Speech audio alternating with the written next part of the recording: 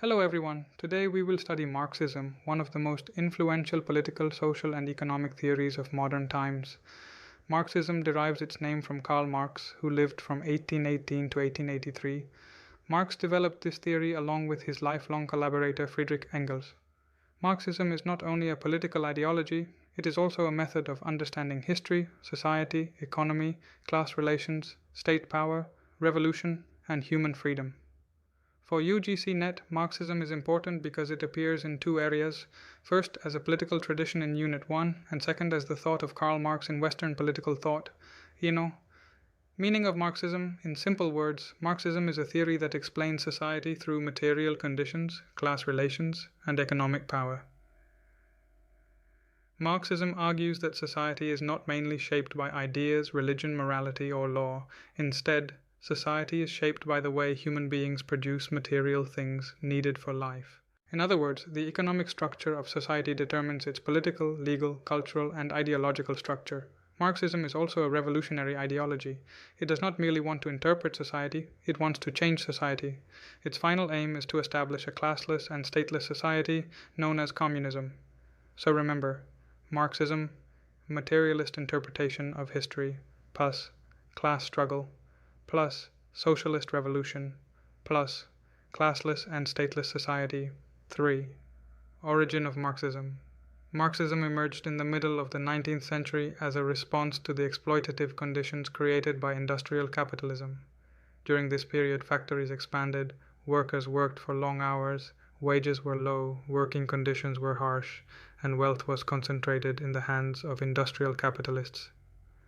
Before Marx, there were early socialist thinkers like Saint-Simon, Charles Fourier, and Robert Owen. They criticized capitalism and wanted a more equal society. But Marx called them utopian socialists because, according to him, they did not provide a scientific understanding of capitalism or a scientific method of revolution.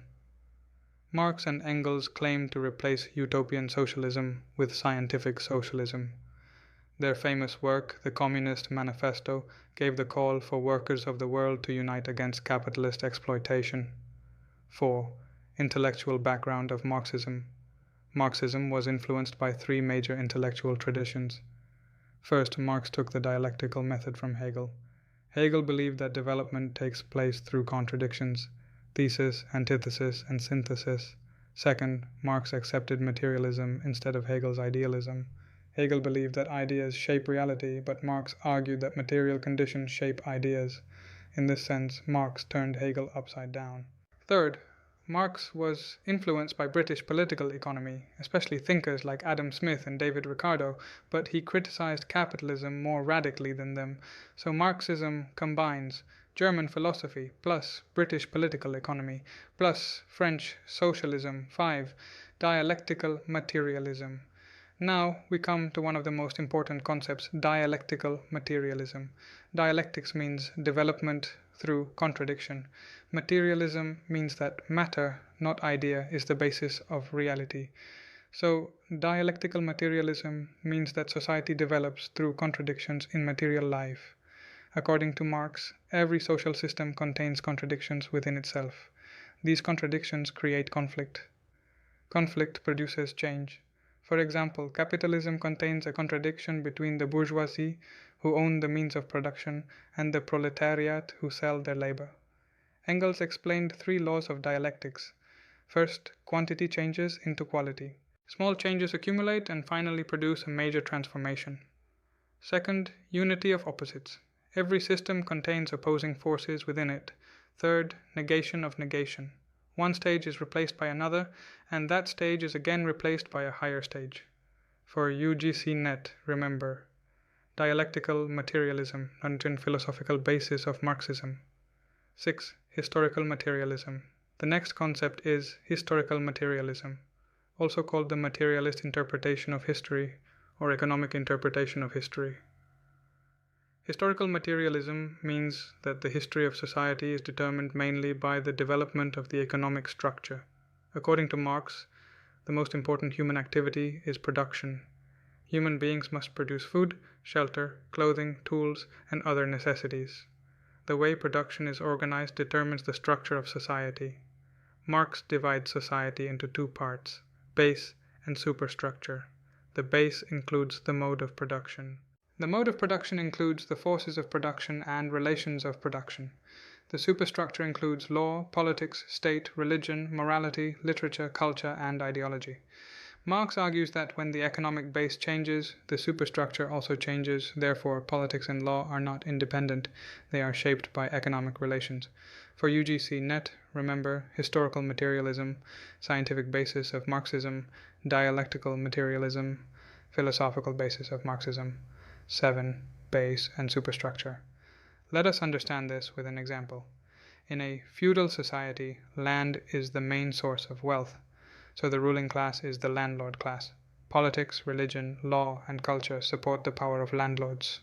In a capitalist society, factories, machines, capital, and industries become the main source of wealth. So the ruling class becomes the capitalist class. The state, law, education, media, and ideology begin to support capitalist interests. This is why Marx says that the economic base determines the superstructure. In exam language, base is mode of production. Superstructure, legal, political, religious, moral, cultural, and ideological institutions. Doctrine of class struggle. Now we come to the central idea of Marxism, class struggle. The opening line of the Communist Manifesto says that the history of all hitherto existing society is the history of class struggle. Marx argues that every historical society has been divided into two major classes, the exploiters and the exploited. In ancient society, the conflict was between slave owners and slaves. In feudal society, the conflict was between landlords and serfs. In capitalist society, the conflict is between bourgeoisie and proletariat. The bourgeoisie own the means of production. The proletariat do not own property or capital. They survive by selling their labor power. According to Marx, class struggle is not accidental. It is built into the structure of society. It continues until the exploited class overthrows the exploiting class. 9. Stages of history. Marx explains history as a movement through different stages of production. The main stages are primitive communism, no private property, no classes, no class conflict, slavery, conflict between slave owners and slaves, feudalism, conflict between landlords and serfs, capitalism, conflict between bourgeoisie and proletariat, socialism, transitional stage after proletarian revolution, communism, classless and stateless society. So history is not random. It moves through contradictions within each mode of production. Capitalism will also produce its own contradiction and eventually be replaced by socialism. 10. Theory of surplus value. The theory of surplus value is Marx's economic explanation of exploitation. According to Marx, labor is the source of value. A worker produces value through labor, but under capitalism, the worker is paid only a wage, while the capitalist keeps the extra value produced by the worker. This unpaid labor is called surplus value. So Marx says that capitalism is exploitative not merely because capitalists are personally cruel. It is exploitative because exploitation is built into the wage system itself. The capitalist owns the means of production, while the worker owns only labor power. Therefore, the worker is forced to sell labor in order to survive. 11. Alienation. Another important concept is alienation. Alienation means separation or estrangement. Marx argues that under capitalism, the worker becomes alienated because labor is no longer a creative and fulfilling activity. It becomes forced labor. In Economic and Philosophical Manuscripts of 1844, Marx discussed 4 forms of alienation. First, the worker is alienated from the product of labor because the product belongs to the capitalist. Second, the worker is alienated from the process of labor because the worker has no control over how work is done. Third, the worker is alienated from human essence because work becomes mechanical and dehumanizing. Fourth, the worker is alienated from other human beings because capitalist competition destroys social cooperation. In simple words, under capitalism, the worker creates wealth, but the wealth stands against the worker as the power of capital. 12. Commodity fetishism. Marx also talks about commodity fetishism. In capitalism, everything becomes a commodity. Labor, time, skill, and even human relations are measured in terms of exchange value. People begin to see social relations as relations between things. For example, we see a product in the market and look only at its price. but we do not see the worker, the labor, and the exploitation behind it. So capitalism hides exploitation behind the appearance of market exchange.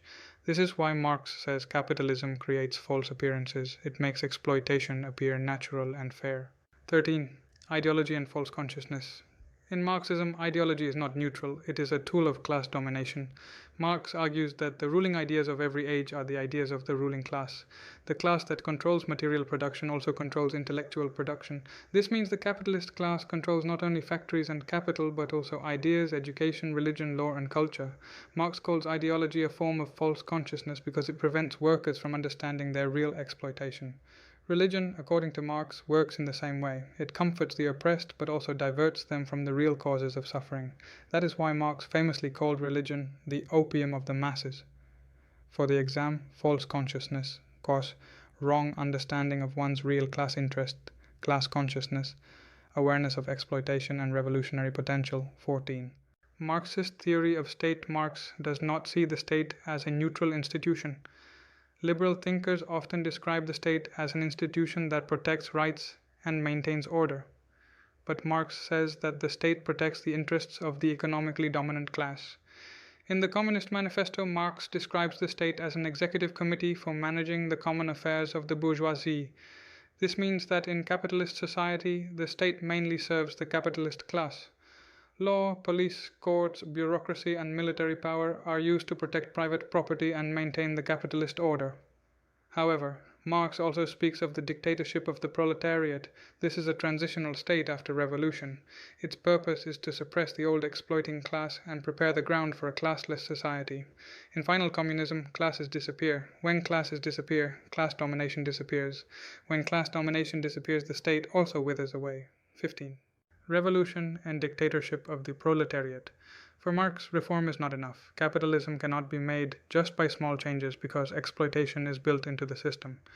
Therefore, Marx argues for proletarian revolution. The working class must overthrow the capitalist class and establish socialism. This socialist phase is called the dictatorship of the proletariat. Do not misunderstand this term. It does not mean dictatorship of one individual.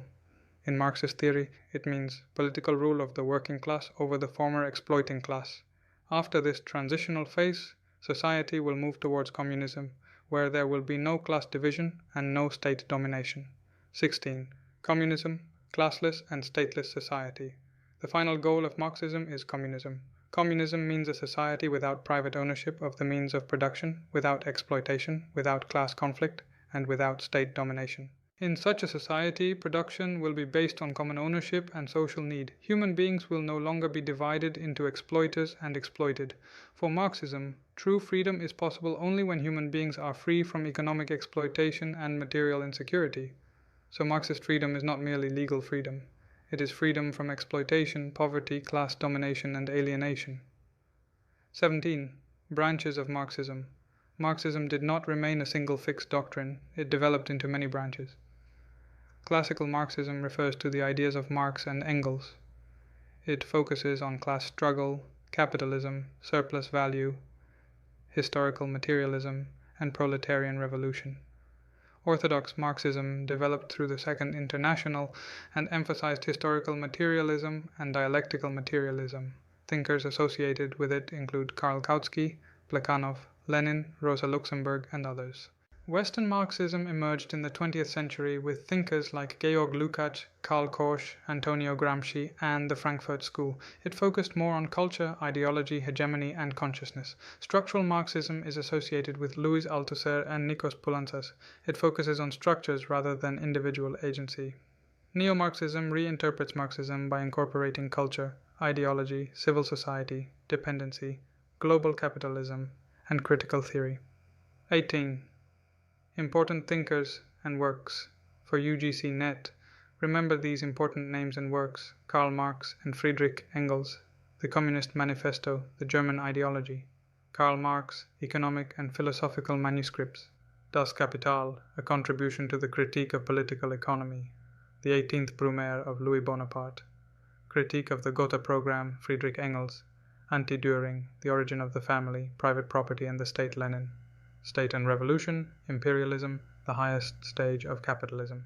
Rosa Luxemburg, Reform or Revolution, Antonio Gramsci, Prison Notebooks, Louis Althusser, Structural Marxism and Ideology, 19. Criticism of Marxism. Marxism has been criticized from different perspectives. First, critics argue that Marxism is economically deterministic because it gives too much importance to the economic base and neglects religion, nationality, gender, caste, ethnicity, and culture. Second, Marx predicted that revolution would occur in advanced capitalist countries, but the first major socialist revolution took place in Russia, which was not an advanced capitalist society. Third, Marx underestimated the growth of the middle class, trade unions, welfare state, labor rights, and democratic reforms. Fourth, liberal critics argue that Marxism may lead to authoritarianism because the dictatorship of the proletariat can become dictatorship of a party or state. Fifth, Karl Popper criticized Marxism for historicism and for claiming to know the laws of history. Popper argued that such large-scale social engineering can become dangerous for individual freedom. But even critics admit that Marx made a major contribution by showing the importance of economic conditions, class power, exploitation, and inequality in social life. 20. Relevance of Marxism today. Marxism remains relevant because capitalism continues to produce inequality, unemployment, labor exploitation, alienation, corporate domination, and concentration of wealth.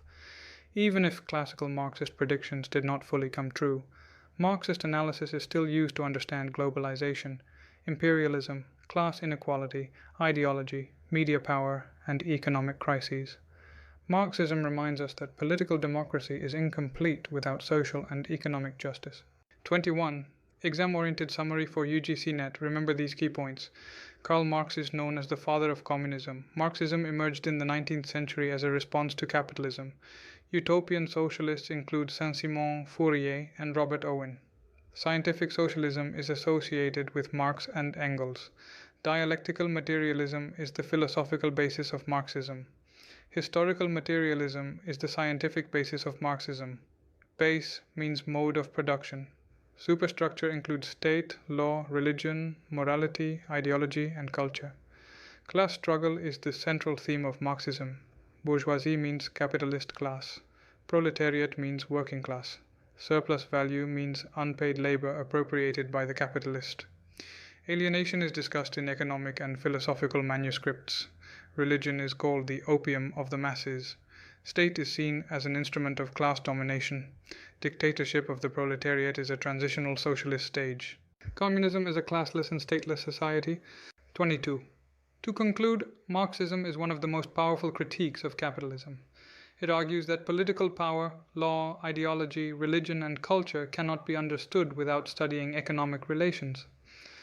Marxism sees history as a history of class struggle and believes that capitalism will eventually be replaced by socialism and communism.